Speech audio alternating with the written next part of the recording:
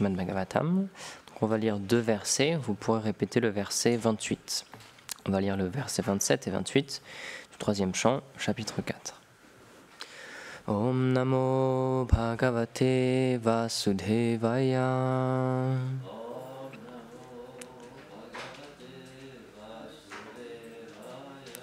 Om Namo Bhagavate Vasudevaya.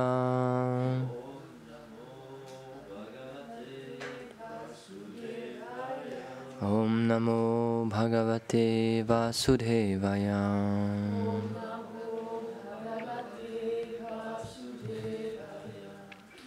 Shri Shuka uvacha iti saha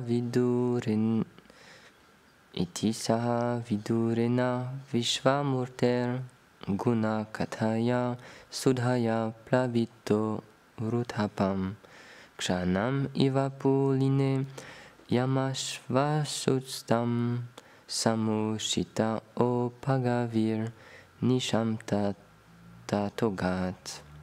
Shisuka dit: ayant eu une discussion emplie de nectar sur les divertissements glorieux du Seigneur avec Vidura, Uddhava put reprendre ses esprits et soulager sa souffrance ressentie due au sentiment de séparation avec le Seigneur. Il passa cette nuit sur la rive de la Yamuna comme s'il était un instant. Tôt le matin suivant, il poursuivit son voyage. Verset 28. Rajovacha Nithanam upagateshu Vishni Pocheshva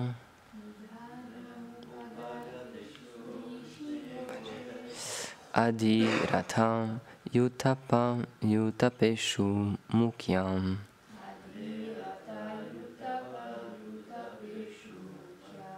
Satu Katam Avashishta Udhavoyad.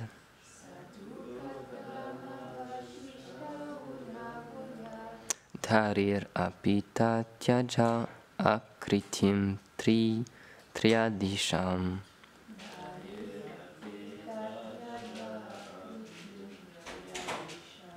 Traduction.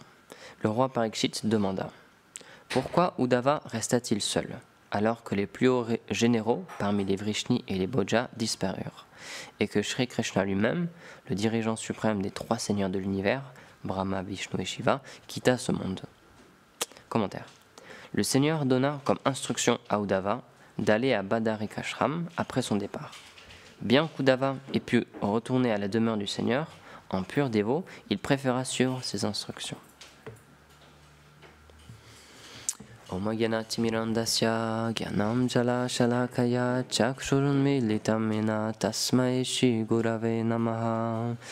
He Krishna Karuna Sindhu Dina Bandhu Jagatpate Gopesha Gopika Kanta Radha Kanta Namostute Tapta Kanchana Gaurangi Radhe Vrindavaneshwari Vrishabhanu Sute Devi Pranamami Hari Priye.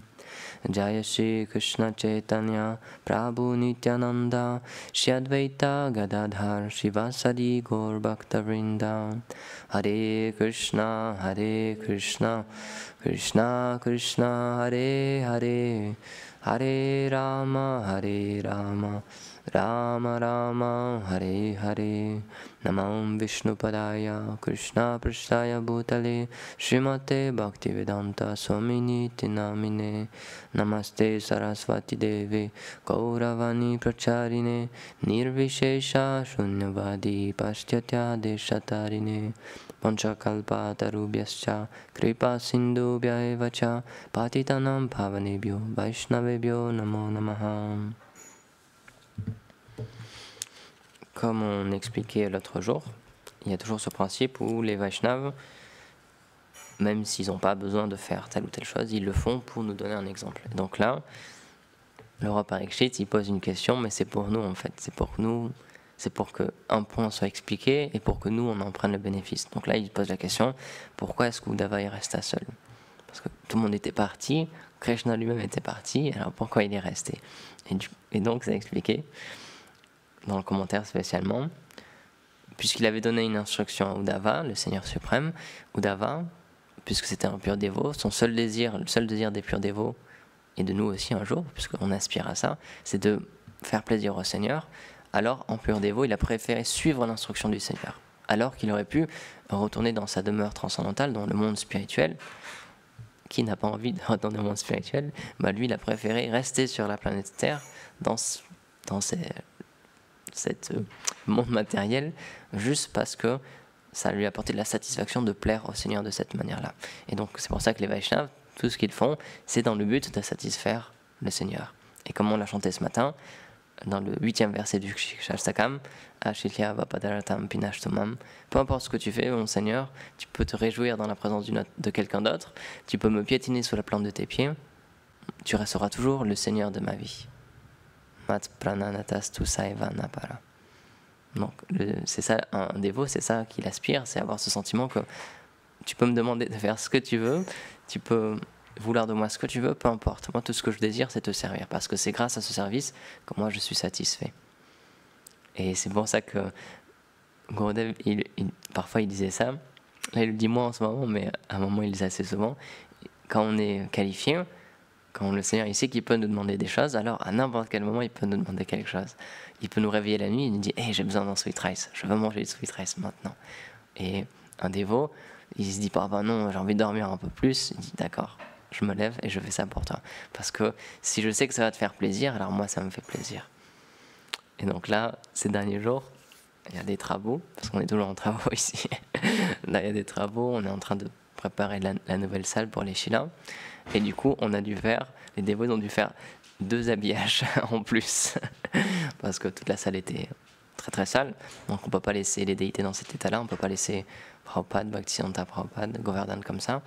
Du coup, on a dû changer les habits, les rhabiller, etc.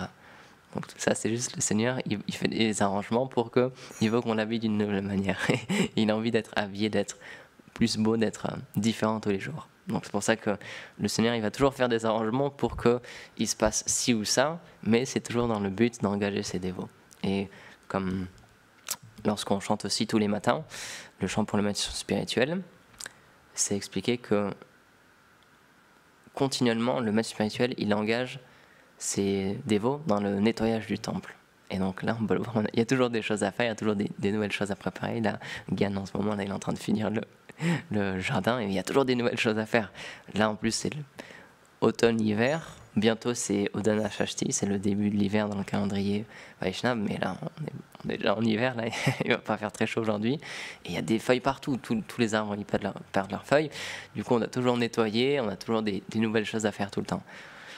Après, quand c'est le printemps ou l'été, bah là, les herbes poussent. Donc, il y a plein d'herbes dans les dalles partout. Donc, pour faire un nouveau type de nettoyage. Donc, il y a toujours des choses à faire. Et donc, c'est ça aussi que le Seigneur, il met tout ça en place lorsqu'il vient dans un temple pour qu'on puisse s'occuper de lui. Donc, il faut cuisiner pour lui parce qu'il est là, il a faim. Il faut le réveiller, il faut l'habiller, il faut le coucher, etc. Et il faut s'occuper de son temple aussi, nettoyer son temple, l'agrandir, faire toujours des nouvelles choses, mais tout ça c'est dans le but de nous engager. Et c'est pour ça que chez la Prabhupada, il a beaucoup mis l'emphase sur le service, parce que spécialement lorsqu'il est venu en Occident, il a vu qu'on n'était pas qualifié pour juste méditer sur le Seigneur suprême, juste faire ce qu'on appelle bhajan. Du coup, il a fait plein de services, il a essayé d'engager tout le monde, peu importe leur qualification, peu importe ce qu'ils savaient faire, si c'était des artistes, si c'était des marchands, des vendeurs, peu importe, il a trouvé un service pour que tout le monde puisse exercer ce qu'il savait faire naturellement, avec ses dispositions qui sont liées à son corps, avec son conditionnement, pour que ce soit facile pour lui d'être engagé dans un service. Et il n'y avait absolument pas de limite. Et c'est pour ça que on revient toujours à ce point-là, qui est le service de dévotion. Et donc on voit ici, même un très grand dévot, comme Uddhava, il aurait pu, encore une fois, partir de ce monde, il aurait pu suivre le Seigneur et retourner dans sa demeure éternelle, mais il a suivi l'instruction que le Seigneur lui a donnée. Le Seigneur lui a demandé de faire quelque chose, alors il a demandé d'aller à Badrik Ashram, donc il a fait cette chose-là. Donc c'est pour ça que, quand David dit souvent, un pur dévot, il n'est pas indépendant, parce qu'il fait juste ce que son Seigneur lui demande.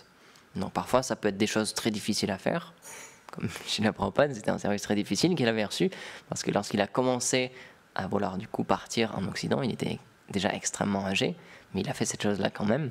Et parfois, le Seigneur nous demande de faire des choses, ou demande à des purs dévots de faire certaines choses qui vont à l'encontre de ce qu'on devrait faire, ou qui vont attirer le mécontentement d'autres personnes, ou qui vont faire que d'autres personnes ne nous comprennent pas. Ça va être incompréhensible aux yeux des gens pourquoi il faut faire telle chose, mais c'est le Seigneur qui a ses plans, c'est le Seigneur qui fait une chose spéciale pour son dévot. Donc son dévot, il a conscience que le plus important, c'est pas ma réputation, c'est pas ce que les gens pensent de moi, c'est ce que mon Seigneur il veut.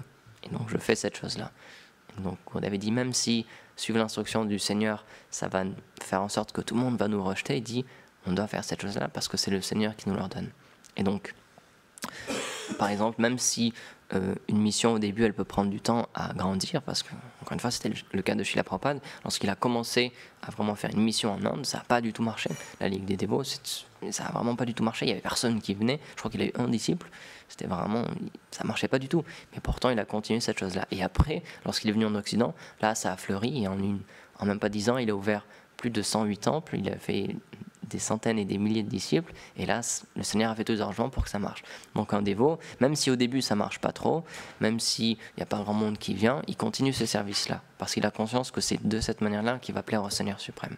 Peut-être que le Seigneur, il fera des arrangements pour qu'il y ait beaucoup de monde, extérieurement, donc c'est très bien, mais peut-être que le Seigneur aussi, il fera que ça restera une chose très très petite, et juste un petit service, mais peu importe pour le dévot, parce qu'encore une fois, il ne cherche pas la reconnaissance, il ne cherche pas que tout le monde dise « Ah ouais, il fait un super service » ou « Il a un très grand temple, etc. » Son but, c'est de satisfaire le Seigneur. Donc peu importe ce que son Seigneur lui demande, même si ça a l'air banal, ou même si on ne comprend pas pourquoi, là, il lui a demandé juste d'aller en pèlerinage, de partir à Badarik Ashram.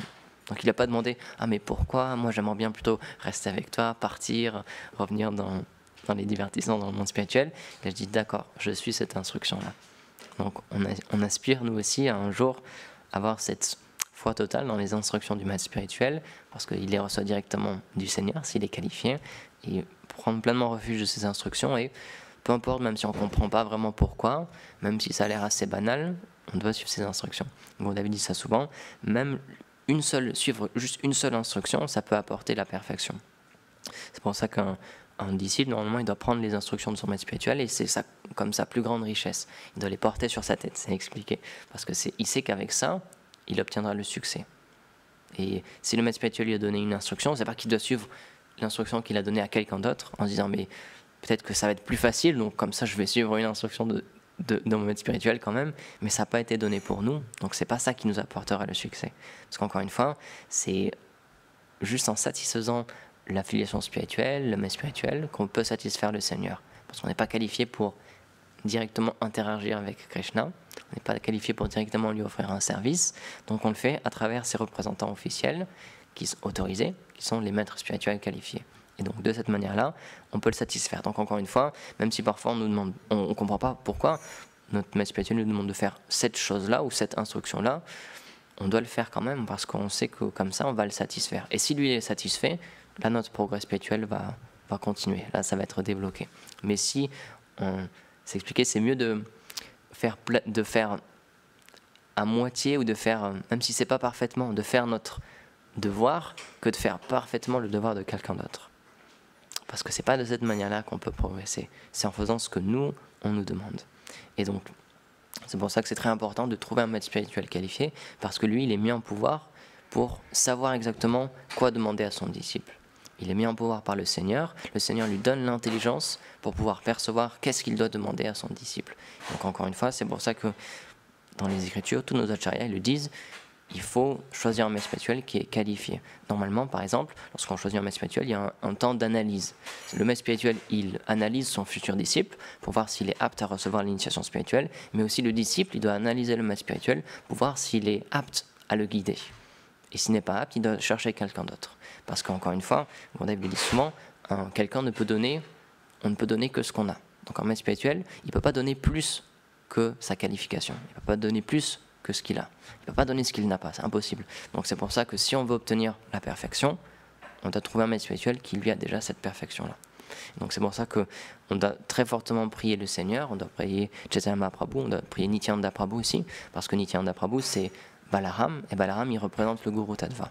C'est lui, en plus c'est l'aîné de Krishna, donc il représente celui qui guide, et donc Nityananda Prabhu c'est le représentant aussi, spécialement pour nous, parce qu'on est dans l'âge de Kali, donc c'est l'avatar dans cet âge-là, Nityananda Prabhu et Chaitanya Mahaprabhu. Nityananda Prabhu, il représente le maître spirituel, le Guru Tattva. Donc on doit le prier, on doit le dire, s'il te plaît, guide-moi et fais que je puisse trouver un maître spirituel qualifié. Et que je puisse prendre refuge de lui, le servir avec dévotion et avec une pleine foi. Parce que c'est de cette manière-là qu'on pourra progresser. Comme je l'expliquais encore une fois, l'autre jour, même Chaitanya Mahaprabhu, il a pris un maître spirituel pour nous donner l'exemple que nous aussi on devait faire de la même chose, on devait faire de la même manière. Et encore une fois, même Krishna, lorsqu'il a, dans ses divertissements de Vrindavan, il a un maître spirituel, il a Sandipani Muni. Et il va au Gurukul avec Balaram et ils suivent les instructions de leur maître, ils font du service pour lui, etc. Donc le Seigneur, il met vraiment cette emphase-là sur l'étiquette. Et c'est pour ça que, Gurudev le dit aussi souvent, si on veut pleinement comprendre l'étiquette Vaishnav, comment bien agir avec les Vaishnavas, il faut étudier les divertissements de Mahaprabhu. Parce que dans les divertissements de Mahaprabhu, Krishna, il prend cette position d'être un apprenti, quelqu'un qui progresse dans le service de dévotion, et donc il offre son plein respect à tout le monde. C'est pas qu'il agit comme le Seigneur suprême, en demandant donc le respect des autres personnes. Il l'a fait, mais à de très rares occasions, et souvent c'était en petit comité, où là il montrait ses divertissements, il se transformait en Varahadev, etc. Il montrait différentes formes, ou comme le Seigneur Ramachandra par exemple, et donc là, il demandait l'adoration des personnes qui étaient autour de lui, mais sinon, il n'aimait pas qu'on le glorifie. Et je l'ai déjà raconté souvent, mais il y a ce divertissement où, alors, à chaque fois que quelqu'un glorifiait Mahaprabhu, il se bouchait les oreilles et il criait Vishnu, Vishnu, Vishnu. Il n'acceptait pas cette adoration. Parce qu'il y a quelques jours, c'était je ne sais plus si c'était l'apparition ou la disparition. Je ne sais plus si c'est l'apparition ou la disparition, désolé, de Narahari Sarakara Thakur. Et c'est lui seul qui avait cette qualification-là. Il n'y a que le Seigneur, il n'acceptait les glorifications que de sa bouche. Il acceptait les glorifications de personne d'autre en sa présence. Mais Narahari, il avait le droit de glorifier le Seigneur suprême. Et il a un service qui est aussi important. J'avais fait des recherches un petit peu. C'était... Enfin, c'est... Un de ses services, c'est comme on chante tous les soirs, pour ceux qui chantent le Gaura Arti, c'est lui qui fane le Seigneur suprême avec un chamara. C'est Bhaktivinoda Thakur qui a écrit ce chant-là, qu'on chante tous les soirs. Et donc il explique que Narahari, il est là et il évente le Seigneur suprême avec un chamara. Et donc c'est pas n'importe qui quand même, Narahari, parce que dans les divertissements à Vrindavan, c'est une gopi qui s'appelle Madhumati, et son service, parce qu'en sanskrit Madhu, ça veut dire le miel, donc son service, c'est de fournir du miel au couple divin. Et donc, en sachant cela, parce que les divertissements de Vrindavan et de Chaitanya Mahaprabhu, ils sont très liés quand même, en sachant cela, un jour, Nityananda Prabhu, il est arrivé, donc c'était à Shrikanda, là où il y avait Narahari, et il lui a dit « Ok Madhu, dis-nous où tu as caché le miel ». Parce qu'il savait quelle était l'identité de Narahari. Et donc tout de suite, Narahari, il a compris le sentiment du Seigneur. Donc il allait dans un kund, un étang pas loin. Il a pris un pot, il a rempli ce pot. Et c'est pas de l'eau quand on est sorti, c'est du miel. Et comme ça, il l'a offert au Seigneur suprême. Et donc, c'était aussi, donc, puisqu'il avait le droit de glorifier le Seigneur, forcément c'était un très grand poète. Et c'était un très grand chanteur aussi. Et donc, il a écrit beaucoup de chansons sur les divertissements de Chaitanya Mahaprabhu. Et donc, il a fait un livre qu'on peut trouver sur Internet, que j'ai retrouvé sur Internet, traduit en anglais aussi. Donc, il a écrit en sanskrit, mais il est traduit en anglais. C'est le Sri Bhajanamrita. Et donc, c'est un écrit aussi très philosophique où il énonce le tattva aussi, les vérités philosophiques à propos de Chaitanya Mahaprabhu. Et avant ça aussi, il avait composé des chants sur les divertissements de Radha et Krishna aussi à Vrindavan. Et donc, c'était un disciple, enfin, il a eu comme disciple Lochandas Thakur, qui est celui qui a écrit le Shri Chaitanya Mangal. Et donc, il a écrit une très belle prière, Lochandas Thakur, à propos de son maître spirituel. Donc, il dit mon Thakur. Donc, en sanskrit, Thakur, ça veut dire le seigneur ou maître. Donc quand on dit Thakur ou Thakurji, en général on se réfère aux déités. Par exemple, si quelqu'un a des déités chez lui, il peut dire mes Thakurji. Ou alors sinon, quand c'est comme ça, quand c'est envers une personne, c'est comme mon maître. Donc là, c'est son maître spirituel, donc il utilise ce mot-là. Mon Thakur est Sri Narahari Das Thakur, qui est très influent parmi les médecins, parce qu'il est né dans une famille de médecins. Il est continuellement absorbé en Krishna Prem, et en fait son corps ne connaît rien d'autre que Krishna. À ceux qui le suivent, il ne parle que de l'amour de Krishna. Il était auparavant connu dans les divertissements de Vrindavan sous le nom de Madhumati et était une source de douceur. Donc c'est un jeu de mots parce que le miel c'est extrêmement doux. Il était une source de douceur et il était très cher à Radharani. Maintenant, il est présent dans le Kali Yuga avec Shri Gaurasundar dans le rôle de Shri Narahari. Il est le gardien du trésor de l'amour de Radha et Krishna. Donc ça c'est dans le Shri Chaitanya Mangal. Donc c'est pour ça on a cette chance-là d'avoir des très très grands associés du Seigneur qui sont venus. Et aussi il y a pas longtemps, c'est aujourd'hui, c'est la disparition de Saranga Thakur. Donc c'est un autre dévot qui a vécu au temps de Chaitanya Mahaprabhu.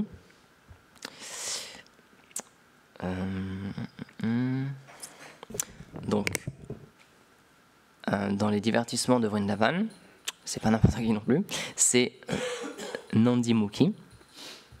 Et donc Nandi Mukhi, c'est expliqué que dans la description, donc là c'est Sri Rupa Goswami, dans le Radha Krishna Ganodesh Dipika, il donne des descriptions de beaucoup de gopis, de gopas, etc. Et donc là il explique, elle a un teint clair, et elle porte des vêtements et des bijoux exquis. Son père c'est Sandipani Muni, et sa mère c'est la chaste Sumukhi Devi, et son frère c'est Madhu Mangal. Et donc sa grand-mère du côté paternel c'est Purnamasi Devi. Et donc elle est experte dans beaucoup d'art et elle sait faire beaucoup de choses. Elle est emplie d'amour pour Radha et Krishna et elle est experte à faire différents arrangements pour leur rendez-vous.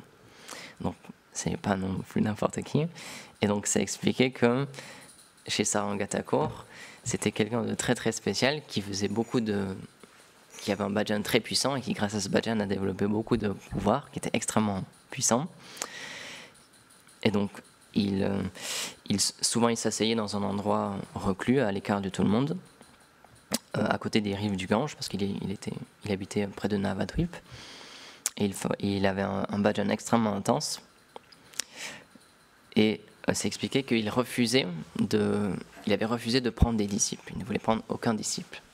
Mais, alors, il y en a qui disent que c'est Chaitanya Mahaprabhu qui lui a demandé de façon répétée, et Srila Prabhupada explique que il a reçu en son cœur l'inspiration du Seigneur, qui lui a demandé à plusieurs reprises de prendre un disciple. Donc, un jour, il a accepté, il a dit, bon, demain, la première personne que je vois, je lui donne l'initiation. Voilà. Comme ça, c'est fait. Et donc, c'est expliqué que le lendemain, il s'est baigné dans le Gange, comme il faisait tous les jours, et lorsqu'il est entré dans le Gange, il y a un corps qui était porté par le Gange, avec son pied, qui a touché le corps de Saranga Thakur. Et donc là, il s'est retourné, et il a vu que c'était un jeune enfant qui était décédé, c'était un corps mort. Et donc là, il y a des Vaishnavas sur la Gange qui lui ont dit « Chante-lui le serment dans l'oreille, initie-le au mantra ». Et donc il a chanté le serment dans l'oreille, et le garçon, il est revenu à la vie. Et donc c'est expliqué que, donc à partir de ce moment-là, il a reçu le nom de Thakur Muhari ou Saranga Muhari, parce qu'il était lié à Saranga Thakur. Et donc c'est expliqué qu'auparavant, c'était un jeune enfant qui, avant de recevoir l'initiation, je crois que c'était le jour de son initiation, ou un petit peu avant, il devait recevoir l'initiation, et il s'est fait mordre par un serpent, et il est mort. Et donc c'est expliqué qu'à cette époque-là, si un enfant mourait, c'était pas qu'on le brûlait, comme pour les adultes, il était mis sur un petit radeau et on le faisait partir sur le Gange comme ça. Et donc là, Saranga Thakur a fait cette rencontre, et donc il a ramené à la vie ce garçon. Et donc c'est expliqué qu'à partir de ce moment-là, Saranga Muhari, du coup il a pris refuge de son maître spirituel et il l'a servi avec beaucoup de dévotion. Et c'est même expliqué que ses parents, ils ont entendu que leur enfant était revenu à la vie, donc ils sont allés le voir, mais il a répondu qu'il ne voulait pas les servir, il préférait servir son maître spirituel parce que il lui devait la vie en fait. C'est lui qui l'avait redonné vie. Et donc c'est intéressant parce que c'est expliqué que lorsqu'on prend l'initiation, c'est comme si on prend une deuxième naissance aussi. Par exemple, l'initiation brahmanique, c'est pour ça qu'on dit les deux fois nés, c'est les brahmanas en fait, parce qu'ils ont une seconde naissance. Donc c'est pour ça que lui, il a dit, c'est lui qui m'a donné la vie, c'est lui qui m'a redonné la vie, donc maintenant je m'absorbe pleinement dans son service à lui. Et donc, Srila Bhaktisiddhanta Saraswati Thakur Prabhupada, il a fait un énorme service en voyageant dans toute l'Inde et en donnant des descriptions de comment aller à ces endroits saints. Par exemple, c'est dans le Chaitanya Charitamrita, dans les commentaires, souvent, Srila Prabhupada, il a écrit pour se rendre à tel endroit ou pour voir le samadhi de tel Vaishnava, etc. Il faut prendre telle gare, aller à tel endroit, sortir à tel arrêt, etc. Et en fait, tout ça, c'est Srila Bhaktisiddhanta qui a voyagé partout et qui a récolté plein d'informations et il a expliqué comment, parce qu'à l'époque c'était en train le plus facile, comment en train aller à tous ces endroits-là. Et donc, Srila Bhaktisiddhanta, il a fait un temple, ouais, c'est ça, il a établi un temple pas très loin de la maison du coup de Saranga Mohari et qui est aussi le lieu de naissance de Vrindavan Das Thakur. Et donc on peut toujours visiter ce temple, il y a les photos sur internet. Et donc il y a dans ce temple il y a les déités de Radha Gopinath qui étaient adorées par Saranga Thakur. Et il y a aussi les déités de Vasudev Dutt qui sont chez Madan Gopal. Il y a aussi les déités d'une autre personnalité mais je ne me rappelle plus est-ce que c'est qui c'est. Mais dans ce temple-là, on peut voir sur la photo, sur un petit hôtel, il y a 3 déités, 3 sets de déités qui étaient adorés par des grands Vaishnavas. Et donc, il y a certaines personnes, c'est Kavi Karnapur, donc c'est lui qui a écrit le Gora Ganodesh Deepika, où il donne qui est qui dans les divertissements de Chaitanya Mahaprabhu et de Radha Krishna. Et donc, il explique certaines personnes disent que ce Saranga Thakur, ce serait Prahlad Maharaj, mais il dit que mon père, donc le père de Kavi Karnapur, c'est Shivananda Sen, il dit mon père il n'accepte pas ces explications-là.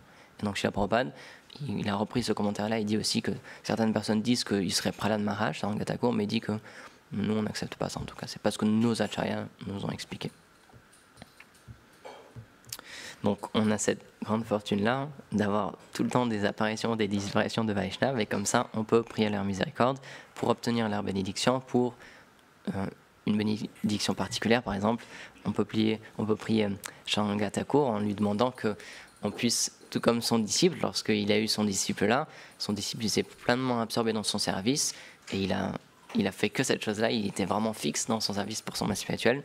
Donc on peut prier que nous aussi, on puisse obtenir cette miséricorde-là, d'avoir une pleine foi dans le service de notre maître spirituel. Parce que c'est de cette manière-là qu'on sait qu'on va satisfaire le Seigneur. Parce qu'encore une fois, on n'est pas qualifié pour directement savoir qu'est-ce que Krishna veut. Krishna ne nous parle pas directement, la déité ne nous parle pas directement. Donc c'est à travers le maître spirituel. Parce que le maître spirituel, s'il est qualifié, la déité lui parle directement. Il dit, là, il fait trop froid, ou j'ai trop chaud, ou j'ai besoin de ça, ou maintenant j'ai envie qu'il y ait ce changement-là, j'ai envie qu'on fasse de telle ou telle manière. Comme je l'ai raconté il n'y a pas longtemps, l'histoire avec Bhakti-Pran Puri Goswami Maharaj, qui avait reçu la visite de Gadadhar, parce qu'un Pujari s'était mal comporté avec lui, avec sa déité, donc il est allé se plaindre à un pur dévot, et donc son pur dévot, il a fait les arrangements, il a demandé à cette personne-là, il l'a fait venir, il a dit s'il te plaît, va t'excuser, parce que tu as offensé la déité, tu as offensé Gadadhar, etc. Donc en faisant de cette manière-là, en prenant refuge dans ma spiritualité qualifiée, on est sûr qu'on saura qu'est-ce que le Seigneur y veut. Parce que sinon, malheureusement, parfois on peut être inspiré par le Seigneur, c'est vrai, le Paramatma il est là, le Seigneur il est toujours présent dans notre cœur, il peut nous inspirer, mais parfois ça peut être notre mental aussi, et c'est dur de savoir, de faire la différence. C'est pour ça que, par exemple, si on est inspiré aussi, si on dit, tiens j'aimerais bien offrir ce service au Seigneur, c'est toujours bien de valider avec notre autorité spirituelle, de dire j'ai reçu cette inspiration, est-ce que je peux le faire, ou comment est-ce que je peux le faire, etc. On passe toujours par notre autorité spirituelle. Et Gurudev, il note bien cette chose-là, il nous dit aussi, parce que c'est de cette manière-là qu'on est sûr que ça plaira au Seigneur suprême. Et tous les grands Vaishnavas, même encore une fois, par exemple, Srila Prabhupada, il a pris aussi refuge dans le maître spirituel. Lorsque Srila Bhaktisiddhanta Prabhupada, qui lui a donné l'initiation à quitter ce monde, il a expliqué que je considère, j'ai des Shiksha Guru, donc un maître spirituel instructeur, c'est pas lui qui nous donne l'initiation, c'est le Diksha Guru, mais le Shiksha Guru, c'est celui qui instruit, qui donne des directions, qui peut guider. Et donc il dit, je considère Sridhar Maharaj, Srila Bhakti Rakshak Sridhardev Goswami Maharaj, comme mon Shiksha Guru. Et donc il a dit à ses disciples, moi je le considère comme mon Shiksha Guru, donc que dire pour vous, qu'est-ce qu'il peut vous apporter? Donc c'est pour ça qu'il était très très proche de Sridhar Maharaj, il y a beaucoup d'histoires, il y a des photos aussi où on les voit tous les deux ensemble, et on sait que les disciples qui sont dans la lignée de Sridhar Maharaj, ils ont beaucoup d'appréciation aussi pour Srila Prabhupada, parce qu'ils connaissent cette connexion qu'il y avait entre Srila Prabhupada et Sridhar Maharaj. Donc il y a plein de Vaishnavas comme ça. On avait dit c'est une terre de sadhus, une terre de gourous. Donc c'est pas que juste il y a un Vaishnav qualifié et les autres ne sont pas qualifiés. On doit trouver que lui. Chacun va trouver un maître spirituel qui est qualifié pour lui. Le Seigneur, en temps et en heure, il fera les arrangements si on a ce désir-là, si on le prie sincèrement. Encore une fois, nous, on a cette grande chance d'être dans le Kali Yuga. Donc on a accès à Chaitanya Mahaprabhu et Nityananda Prabhu qui sont extrêmement miséricordieux. Donc si on a un doute, si on a besoin de guidance, on a Nityananda Prabhu qui est l'incarnation parfaite du maître spirituel. Donc on peut le prier et on peut lui demander, s'il te plaît, guide-moi, s'il te plaît, donne-moi la foi dans mon maître spirituel, si j'en ai un, pour consolider mon service envers lui, ou si j'en ai pas encore, s'il te plaît, fais que je puisse trouver un maître spirituel qualifié. Et même après, si notre maître spirituel quitte son corps avant nous, alors là on peut demander aussi à Nityananda Prabhu, s'il te plaît, maintenant, fais les arrangements pour que je puisse être guidé à nouveau. Parce que chez la Bhaktisiddhanta, Prabhupada il disait, il ne faut jamais rester seul, il faut toujours avoir un maître spirituel présent physiquement. Parce que les Vaishnavas disent, un livre, ça ne tire pas les oreilles. Donc un Vaishnav qui est présent physiquement, il peut faire ce service-là. Parce que c'est son devoir de reprendre un disciple pour le façonner, pour qu'il puisse être juste sur le chemin de la pure dévotion. Narayana Maharaj, il disait ça, un maître spirituel, il sculpte le cœur de son disciple. Donc, on sait très bien que pour sculpter, il y a un marteau, il y a un burin, et il faut tailler la pierre. Ça peut être vu comme quelque chose de dur, mais c'est fait pour faire apparaître le joyau qui est dans le cœur de chaque personne. Et donc c'est pour ça qu'on a tout intérêt à trouver un maître spirituel qualifié, parce qu'il saura exactement quoi faire, quoi nous demander, pour que petit à petit, ce joyau qui est en nous, notre âme, puisse se révéler. Donc voilà, il est dit, on va terminer ici. Krantara Srimad Bhagavatam ki jai, Srila Prabhupada ki jai, Gaur Premanande Hari Bol.